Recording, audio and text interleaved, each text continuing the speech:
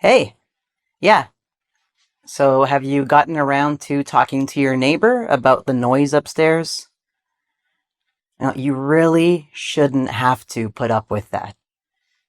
Okay, yeah. Okay, take care of it, okay? All right. Yeah, I'm looking forward to seeing you too. All right. Bye. Talk to you soon. Bye. Huh. Noisy neighbors. Hey everyone, thanks for clicking and welcome to this video on 3-word phrasal verbs. So we are only looking at phrasal verbs with 3 words in them in this video, and we're going to look at 10 of them.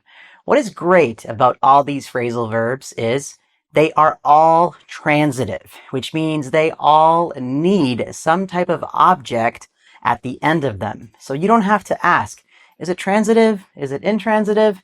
These are all transitive. They all need an object. And if you enjoy learning about phrasal verbs, or if you don't enjoy learning about phrasal verbs, but you want to learn more of them, so let's start with the 10 3-word phrasal verbs in this video. Number 1, come up with something. So if you come up with something, you invent or you create something. This can be a plan, a strategy, an excuse, a story, an idea. For example, we need to come up with a strategy to attract more clients. David is always coming up with excuses. You need to come up with a plan. So to create a plan or to think of a plan, invent a plan. So if you come up with something, you invent it, you create it, you think of it. You need to use your creativity to come up with something. Next, to get along with someone. If you get along with someone or don't get along with someone, well, first, let's do get along with someone. You have a good relationship with them, or you are on friendly terms with them. If you don't get along with someone, you don't have a good relationship with them, you are not on friendly terms with them. For example, do you get along with your brother? Do you? I don't know. Do you have a good relationship with your brother? Are you on friendly terms with your brother? Maybe at work, you get along with your boss. You can say, yeah, my boss is great. We get along very well. Or, my job is okay, but I don't really get along with my boss. We have different philosophies about what we should be doing in the company or what the company should be focusing on. So we don't really get along. We're not on super friendly terms, but maybe you can still be professional. Next, get around to something. So if you get around to something, this relates to procrastination. So when you don't get around to something, it's because you have been avoiding it. You haven't been wanting to do it. So to finally do something you have been avoiding, or to finally do something that you need to do. For example, I finally got around to renewing my passport. So imagine your boyfriend or your girlfriend says, you need to renew your passport. Yeah, I know. I will get around to it. And you keep avoiding it, and you keep avoiding it, and eventually you said, oh, okay, fine. I finally got around to renewing my passport. I finally did what I needed to do. And again, if you live with a roommate, and your roommate is responsible for washing the dishes today, and you look in the sink, and the dishes are still there, and it's 3 o'clock, it's 5 o'clock, it's 8 o'clock. 8 o'clock at night, you ask your roommate, hey, are you going to get around to washing the dishes tonight? Are you going to eventually do them? Okay? So if you get around to something, you finally do what you needed to do. And all of these, by the way, if you follow them with an activity, it must be a verb plus ing. So get around to washing the dishes. Okay. Put up with someone or something. So this means to tolerate someone or something. So it's unpleasant, but you will survive. You have to deal with them because maybe you work with them or something like that. So, for example, I have to put up with traffic every day.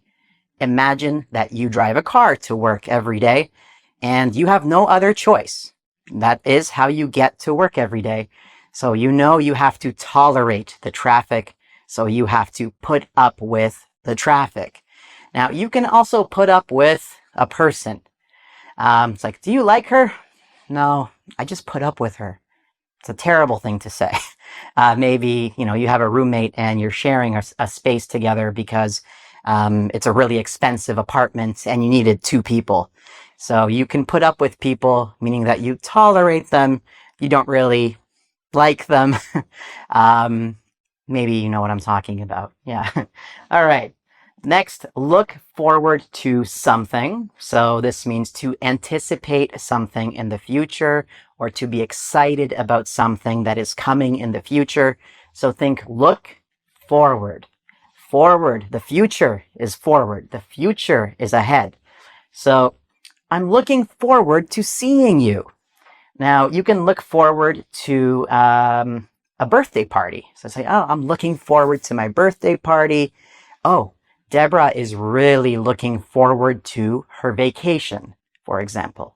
So if you're anticipating like, I can't wait. You have a day on your calendar when something is going to happen and you keep looking at that date and say, it's almost here. It's almost here. I'm looking forward to seeing Michael Bublé in concert, for example. All right, so far we have come up with, get along with, get around to, put up with, look forward to. Let's do 5 more. Next up, we have look up to someone. So if you look up to someone, you admire them, you respect them, you see them as a role model.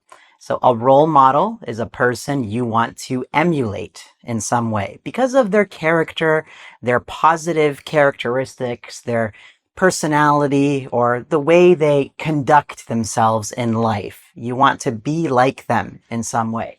So when I was a kid, I looked up to my uncle. Maybe my uncle was a very kind man. I really liked the way he treated other people. He was successful. Maybe he was athletic, and I wanted to imitate him in that way. So if you look up to someone, you admire them. You can look up to athletes if you are a young athlete yourself. Many basketball players today probably look up to LeBron James or Steph Curry in the NBA, in the United States, for example. So let me ask you, who did you look up to when you were a kid? Next, look down on. So if you look down on someone or something, you feel superior to someone. You feel superior to something. It is lower than you. It's not nice to look down on someone or something. So, like I said, to feel superior to someone and see them as lower than you, or to not respect someone or something. So, for example, you shouldn't look down on other people. Maybe you have a musical taste and you feel your musical taste is the greatest musical taste, and people who don't share the same musical taste are lower than you or less than you, and you look down on them. So when I was a teenager, I was really into heavy metal, actually. Like for a while, for like 3 years, maybe 4 years, Metallica was my favorite band. And if you didn't like Metallica and you liked pop music and you liked the Backstreet Boys and Britney Spears, I looked down on you because I was a teenager, and Britney Spears is awesome, actually. I kind of like her songs now. Same with Backstreet Boys. You are my fire. That's terrible singing, but great song. It's a very good song. Okay. So did you look down on anyone or look down on any type of music when you were younger? You felt superior. Maybe you liked reggaeton, and anybody who didn't like reggaeton, you looked down on them. Okay. Live up to something or someone. So if you live up to something, you meet certain expectations that people have. So you can live up to expectations. You can live up to hype. Hype is like the excitement level for a movie or a new album or a new book. Or to match someone's character or achievements. So most sons hope to live up to their fathers or hope to live up to their father's expectations of them, for example. Daughters too, maybe to their mother's expectations or their father's expectations. That movie, it didn't live up to the hype. This means it didn't meet with all of the advertising that said, this is the greatest movie ever. It's incredible. It's going to be amazing. Wow, look at these graphics. And if it didn't live up to the hype, it didn't meet your expectations. Maybe the expectations are here for you, like, oh, I'm so excited for this movie.